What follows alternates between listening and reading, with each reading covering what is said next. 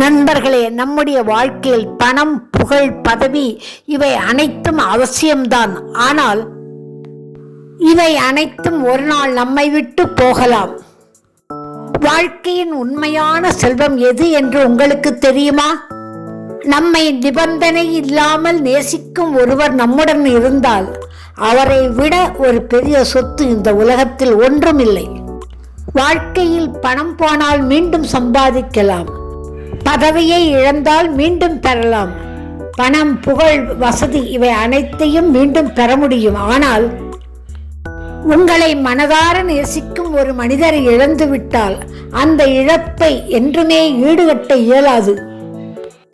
பசியறிந்து சோறு போட ஒருவர் இருக்கும் வரையில், சாப்பிட்டாயா என கேட்க ஒருவர் இருக்கும் வரையில், நாம் தாமதமாக வரும் இரவுகளில் எங்கிருக்கிறாய் என விசாரிக்க ஒருவர் இருக்கும் வரையில், நோய் வந்தால் இரவுகளில் கண்விழித்து பார்த்து கொள்ள ஒருவர் இருக்கும் வரையில், உங்கள் குரலில் ஒரு சிறிய மாற்றம் வந்தால் என்ன ஆச்சு என்று அக்கறையோடு விசாரிக்கும் ஒருவர் இருக்கும் வரையில், நம்முடைய அன்றாட இயல்புகளிலோ நடத்தைகளிலோ சிறிய மாற்றம் ஏற்பட்டாலும் அதை கண்காணிக்க, அதை அக்கறையுடன் விசாரிக்க ஒருவர் இருக்கும் வரையில், நாம் ஊருக்கு புறப்படும் போது போய் சேர்ந்ததும் கூப்பிடு என வழி அனுப்ப ஒருவர் இருக்கும் வரையில், எத்தனை மணி ஆனாலும் வீட்டுக்கு திரும்பும் போது வீட்டின் கதவை திறந்து விட ஒருவர் இருக்கும் வரையில்,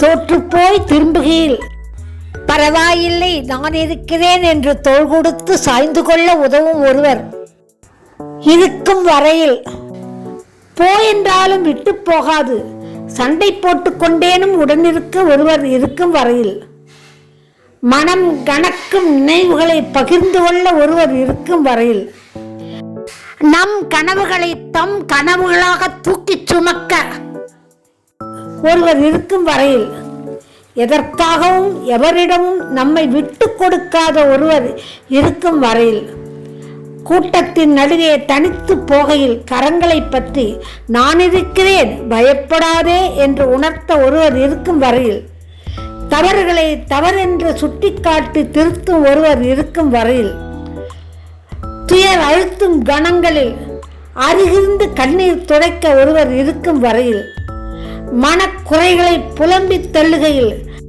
காது கொடுத்து கேட்க ஒருவர் இருக்கும் வரையில், அது தாயோ தந்தையோ கணவனோ மனைவியோ சகோதரனோ சகோதரியோ அல்லது பல உறவுகளோ எதுவாக இருந்தாலும் அவர்களின் அருமை நமக்கு புரிவதில்லை.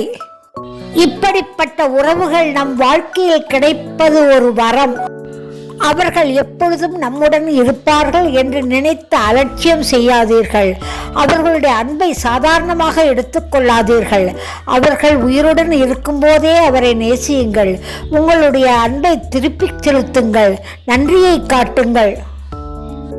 அவர்களுக்காக உங்கள் நேரத்தை சிறிது செலவிடுங்கள். இத்தகைய உறவுகளுடன் வாழ்தல் இனிதே ஆகும்.